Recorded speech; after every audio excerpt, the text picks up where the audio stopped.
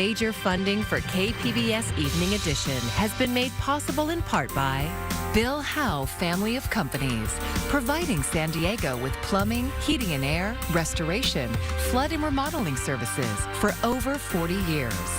Call 1-800-BILL-HOWE or visit billhowe.com. And by the Conrad Prebys Foundation, Darlene Marco Shiley, and by the following.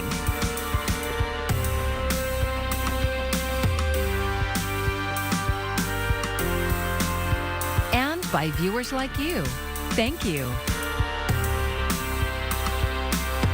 The sun has returned to Southern California, but the region is continuing to feel the effects of Tropical Storm Hilary. Thank you for joining us. I'm Maya Trabulsi. While San Diego County didn't see torrential downpours like in some parts of the state, even a little rain can cause big problems in our border region. KPBS environment reporter Eric Anderson has a look at the aftermath. Hurricane Hilary may be gone, but the storm did leave behind a mess here at the international border. Federal officials say an estimated 2 billion gallons of contaminated flows came into the United States from Mexico during and after the storm. Contaminated water continues to flow in the Tijuana River Channel, and the sewage treatment plant near the border was overwhelmed for a spell. Well, that brought in a lot of extra wastewater as well as a lot of extra trash.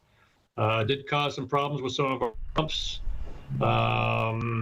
There was a point where it was too much flow. We have equalization tanks to store some flow during the surges, but they were getting close to overflowing. And we actually bypassed our secondary treatment for a period of about 10 hours. State water quality officials say they'll likely issue Clean Water Act violations, but water officials have limited authority. They cannot issue fines for those violations of discharge permits, and they can't do anything about the cross-border flows coming through the Tijuana River Channel. A $630 million plan to address the sewage issue is still years away, and that's frustrating local officials. We simply have to get that water out of the river into a treatment plant, into beneficial reuse if practicable, but discharge 3 miles offshore safely and in compliance with the Clean Water Act, if nothing else. In the meantime, the ocean continues to be unsafe for swimming in the southern part of the county. This is the mouth of the Tijuana River where that contamination hits the ocean. This beach has been closed for human contact for more than 620 days, and that situation isn't expected to get any better soon. Eric Anderson, KPBS News. California's $310 billion state budget is now being allocated, and the city of San Diego is benefiting to the tune of nearly $25 million. KPBS reporter John Carroll says some of those funds will benefit Balboa Park. More than $7 million from the state will be spent largely on infrastructure projects inside 2 familiar places. We're so excited and so grateful. That's Chris Lazich. She's the vice president for advancement at the Fleet Science Center. They're getting the biggest piece of the pie. They'll use it to transform a couple of spaces, including moving the museum entrance back to its original location near the IMAX Theater. This gallery can be a space that is free to the public in front of what we call the paywall. Lazich says that space will be free. It will be filled with exhibits showcasing the science being done in San Diego County. The current entrance will be transformed too, making use of its 32-foot-high ceiling. What we are planning to do is make that into a gallery space where we can put a climbing tree that goes all the way up through that space rather than just using the bottom half. A space in the basement that hasn't been used in 20 years will become home to an exhibit called Science of the Impossible. Master magician Jason Latimer is designing it. So invisibility, mind control, these kinds of concepts, how it can appear to be happening and how science is making that real. Across the way from the Fleet, the Natural History Museum is getting the second biggest chunk of funding, $1.3 million. We are really excited and grateful to be getting this money. Natural History Museum President and CEO Judy Gradwall says the museum will use the money for repairs and upgrades. We are looking at replacing our roof. We've got air conditioning system that needs work, and several other things that will all provide energy savings. The rest of the $25 million will be split among a wide array of projects. Everything from funding the design of a new Lake Hodges Dam to the creation of a regional gun violence response task force and money for the construction of the Grant Park River Center in Mission Valley. But back to Balboa Park. Finally, $500,000 will go to keeping the music playing. I'm speaking specifically of the fabulous Spreckles organ. $500,000 will be used to re-leather the organ, which basically means to refurbish it. John Carroll, KPBS News. San Diegans could be paying more for water by the end of the holiday season this year. The city is considering a more than 10% rate increase to take effect on December 1st. A second rate hike of 8.7% would take effect on January of 2025. The ordinance would also pass along any future rate increases imposed by the County Water Authority. The city says reasons for the rate hike include the rising price of purchasing water and replacing aging infrastructure. Customers can mail in their comments or attend a hearing on September 19th before it goes to a vote. The city of Oceanside is considering an ordinance that would ban styrofoam and single-use plastic products. Under the ordinance, styrofoam would be banned by July of 2024 and plastic bags by January of 2025. Businesses could still provide them to customers for 10 cents, but to many businesses, the ban won't change much. As long as you do the research that for the same price, we can get materials that are recyclable already. So there's companies out there that aren't as, marketed well. The Surfrider Foundation says volunteers have picked up 25,000 pieces of foam this year. The ordinance will be introduced and could pass tonight. Worker coalitions are pushing California lawmakers to increase minimum paid sick days from 3 to 7 per year. KPBS reporter Katie Hyson has more. Working while sick risks infecting the community. Staying home without paid leave costs wages and sometimes jobs. Nearly 2/3 of Californians live paycheck to paycheck. Denise Barlage works as a grocery cashier in Huntington Park, near LA. She says she was recently diagnosed with osteoporosis and has no sick leave left to attend her twice-monthly doctor's appointments. Companies aren't going to give it to us. It's going to be our politicians who recognize workers as the strong build of this community. Employer groups opposing the bill say many businesses can't afford the change and would pass the cost on to customers or cut jobs, wages, or other benefits. Supporters, including Dr. Curtis Chan, say it's a matter of public health. The infectious period for diseases is often 5 to 10 days. And we should ask ourselves, do we want someone with a bad cough, whether it's from COVID, flu, RSV, pertussis, to be working in your childcare center, the classroom of your children, factories, or nursing homes? Secretary will call the roll. Similar attempts to expand paid sick leave in recent years have stalled. Only 3 weeks remain for the Senate to pass this bill. Katie Hyson, KPBS News.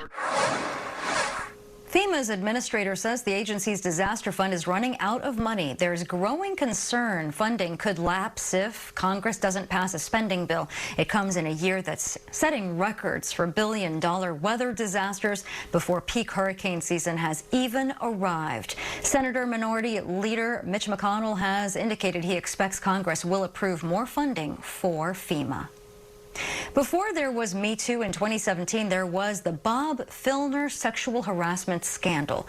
KPBS's Amita Sharma looks back at the allegations against the then San Diego mayor and fallout since he agreed to resign 10 years ago today. I had to work and do my job in an atmosphere where women were viewed by Mayor Filner as sexual objects or stupid idiots.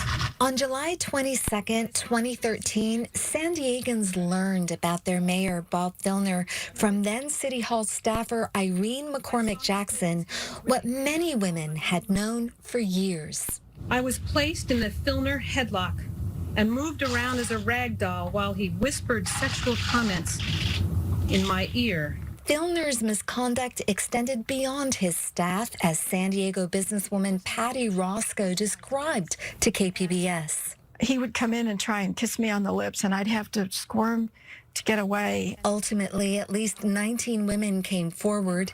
The revelation sent shockwaves throughout San Diego and made national headlines.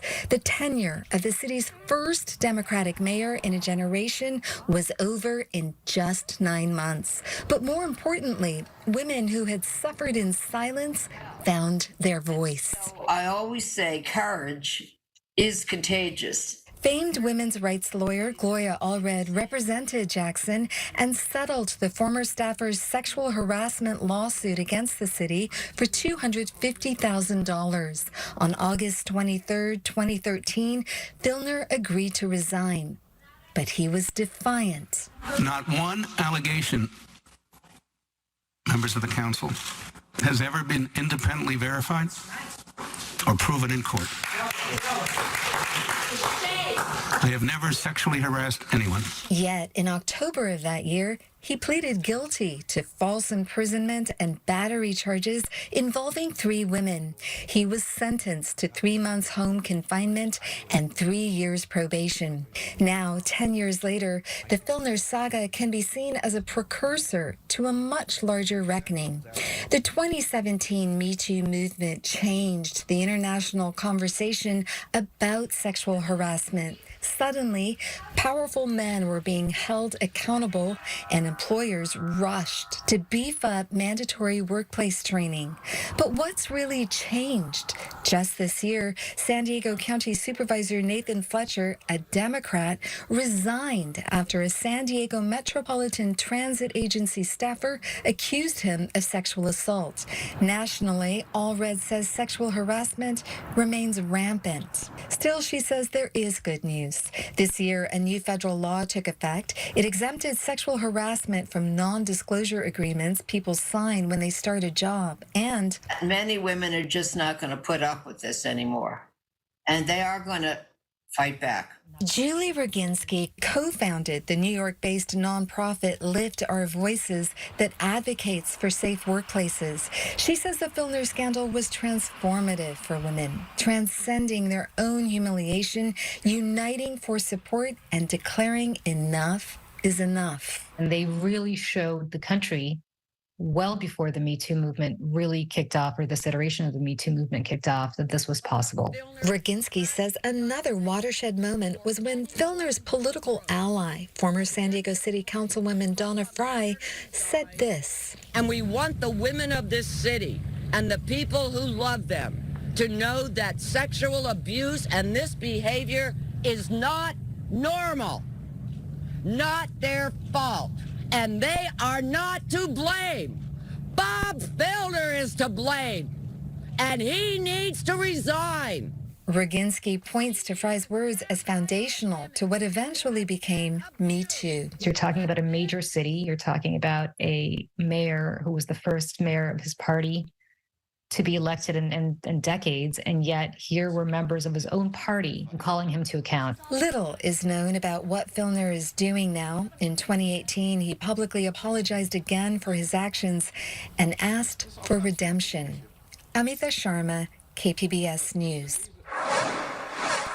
Rudy Giuliani has surrendered to authorities in Georgia. He is charged with former President Donald Trump and 17 others under Georgia's Racketeer Influenced and Corrupt Organizations Act. He is accused of spearheading Trump's efforts to compel state lawmakers to illegally appoint Electoral College electors favorable to Trump during the 2020 election. The lineup for the first Republican presidential debate of the 2024 campaign is set, and the party frontrunner will not be there. Gloria Pasmino has a preview. It's on in Milwaukee. Republican presidential hopefuls taking the national stage without the party's frontrunner, former President Donald Trump. The truth is, many people in this country didn't even know who I was 6 months ago, so this is a good opportunity for me to introduce myself to the country. He's been on that debate stage countless times. He's also been U.S. president for 4 years. So if he wants to skip the first couple of them, I have no issue with that. I think he owes it to people. I don't think our voters, even people that appreciate what he did, and I'm actually one that appreciated a lot of what he did too, I don't think they're going to look kindly on somebody that thinks they don't have to earn it. 8 candidates met the Republican National Committee's criteria for the debate, including former Vice President Mike Pence, Florida Governor Ron DeSantis, South Carolina Senator Tim Scott, former New Jersey Governor Chris Christie, former South Carolina Governor Nikki Haley, former Arkansas Governor Asa Hutchinson, tech entrepreneur Vivek Ramaswamy, and North Dakota Governor Doug Burgum. Each one looking for and needing a breakout moment. When it comes to a multi-field debate like tonight, you're competing with time with 7 other candidates. You can't afford not to capture people's attention early on. The attention of voters like Carolyn Quinlan of Wisconsin. Well, I'm still learning about all of them. I've been really interested in DeSantis, Haley. I'm interested in her. Once this debate happens this week, it's off to the races. In Milwaukee, I'm Gloria Pasmino. A Heisman Trophy winner who got his start in San Diego says he will sue the NCAA for defamation. It's the latest twist in the Reggie Bush saga. The former Helix High football star gave back the highest honor in college football years ago, and his college football records were vacated. Bush addressed the media today, saying the lawsuit is over a statement made in 2021 that described his playing career as a pay-for-play arrangement. With no end to the writer and actor strike on the horizon, the protests are spreading beyond Hollywood. As Zach Fuentes shows us, dozens of people picketed in front of Netflix's campus in Northern California. Local members from the Writers Guild of America and SAG-AFTRA took over on Main Street outside of Netflix's Los Gatos campus. It comes as a National Day of Solidarity was called for by the unions fighting major studios. The demands are a living wage that grows with the inflation. The Bay Area is home to a large community of people who work in the entertainment industry. I felt like I was the only one out here, and it was actually through some collective action that was happening a few months ago that the WGA got together, all the Bay Area writers, and we realized we lived up the street from each other. Along with disputes over residual pay shrinking due to an increase in streaming, both unions are pushing for limitations on artificial intelligence, or AI. Writers say that AI could use their ideas or replace them altogether, something they believe could not only harm their job security but the craft itself. Like a lot of the writers I know, they always tell stories that are based on their jobs or places they've been and the jobs they've worked in, and those are truths you can't get from a computer. SAG-AFTRA union members say that many Northern California actors already have fewer opportunities to audition for background work. They say studios could film a person for background work one day and then use AI to finish the product. AI is just going a direction that the future of our younger career actors will just be gone. The Alliance of Motion Picture and Television Producers, who represents the studios, have disputed claims from both unions. In a statement, the Alliance says, in part, the deal that AMPTP has offered SAG-AFTRA represents more than $1 billion in wage increases, pension and health contributions, and residual increases, and includes first-of-their-kind protections over its 3-year term, including expressly with respect to AI. The Alliance has also addressed the Writers Guild claims, saying, in part, the WGA Bargaining Committee's rhetoric is unfortunate. This strike has hurt thousands of people in this industry, and we take that very seriously. Our only playbook is getting people back to work. Union members say they're ready to strike until their demands are met. I'm very confident because we're not going to give up, and we're on the right side of humanity.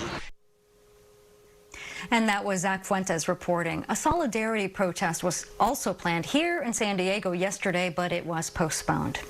As temperatures continue to soar and coaches and athletes prepare for the fall, health experts are sending out a warning. The heat and the humidity can be especially hard on young players. Mandy Gaither has more on how to keep student athletes safe. As the temperature rises, so does the danger, especially for young athletes training outside for the upcoming season. These are potential life-threatening illnesses that, if aren't treated appropriately, can lead to catastrophic dangers. Heat cramps, heat exhaustion, and heat stroke can all strike when it's hot out. That's why everyone, from coaches to parents and athletes, needs to be aware of the danger signs, says Dr. Anna Chabra with Mayo Clinic. People get disoriented, people get dizzy and have weakness, unusual behavior, headaches, vomiting, and so those are some of the signs you see. Chabra says to also avoid scheduling practices and workouts when it's hottest out. Make sure everyone stays well hydrated before, during, and after practice. Use electrolytes to help rehydrate, but avoid caffeine, alcohol, and sugary drinks that can cause dehydration. Wear lightweight, loose-fitting, light-colored clothing. Have shade and cooling stations, and take it slow. We want to increase intensity and duration of athletic activities over the course of 7 to 10 days. And that's really important for your bodies to get used to the heat. Chabra says many times people don't think they need to stretch and warm up when it's hot out, but he says that's how players can get hurt. So I don't think the weather should change your warm-up routine. So that's something that's completely separate to try to protect our athletes. For Health Minute, I'm Andy Gaither.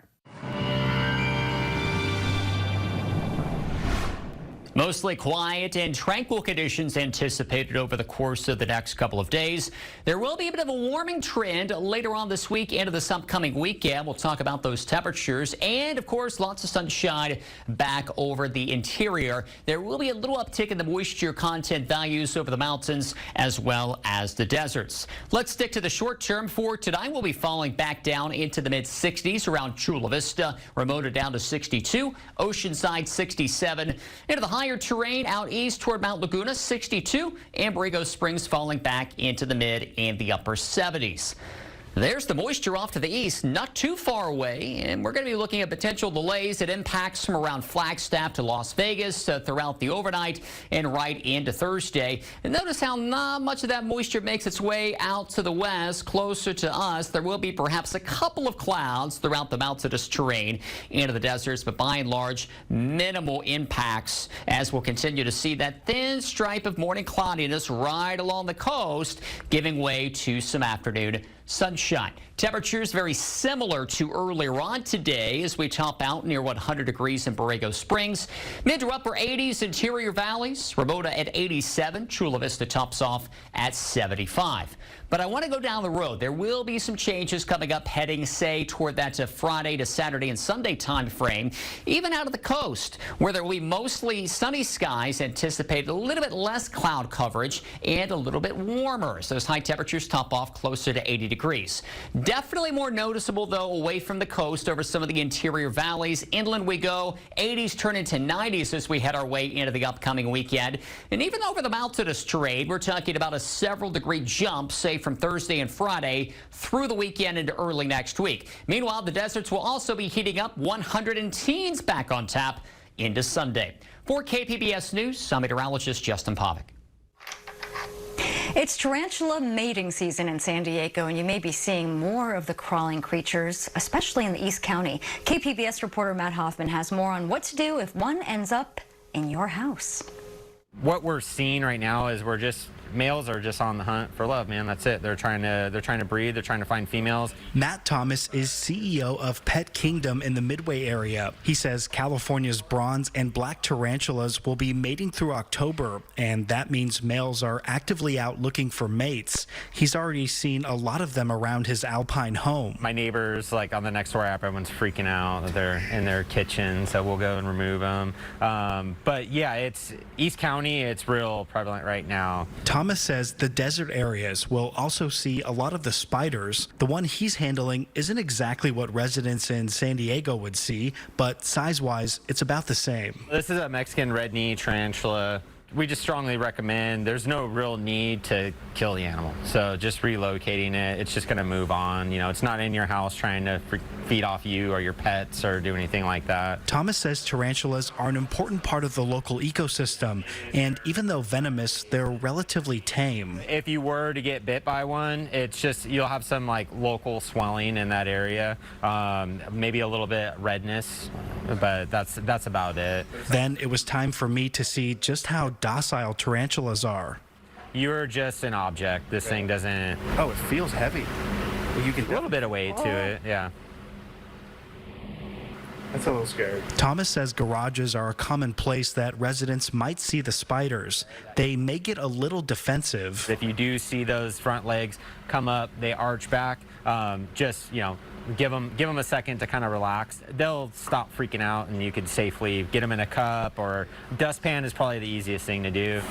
Oh, wow, that was quick. Thomas says tarantulas are popular pets because they're low maintenance, but pet stores aren't allowed to sell native species. Other varieties can run anywhere from $25 to more than $200. Matt Hoffman, KPBS News. Animal rescue organizations are stepping up to help pets impacted by the wildfires in Maui. The first of 20 orphan pets arrived to the Helen Woodward Animal Center just last night, and animals that were awaiting adoption on the island were then brought here to free up the space for pets of families that lost their homes. These orphan animals that have never had a home maybe would be the first to be, they would have to consider euthanizing. So if we can take these animals, find them beautiful, loving families out here, and know we're also opening up a space so that the people there that want to keep their animals but need a place to keep them for a while have that space available to them. It's just this very emotional win-win. The animals will be available for adoption over the next few weeks once they are medically cleared. And if you're interested in adopting, you can visit animalcenter.org. And here's a look at what we're working on for tomorrow in the KPBS newsroom. As we mentioned, tonight is the first Republican presidential primary debate. NPR's Morning Edition will follow up tomorrow with expert analysis. And on KPBS Midday Edition, a local poet shares her work exploring the refugee, migrant, and Vietnamese American experience. And you can find tonight's stories on our website, kpbs.org. Thanks so much for joining us. I'm Maya Trabulsi. Good night. Major funding for KPBS Evening Edition has been made possible in part by Bill Howe Family of Companies, providing San Diego with plumbing, heating and air, restoration, flood and remodeling services for over 40 years. Call 1-800-BILL-HOWE or visit billhowe.com. And by the Conrad Prebys Foundation, Darlene Marcos Shiley. And by the following: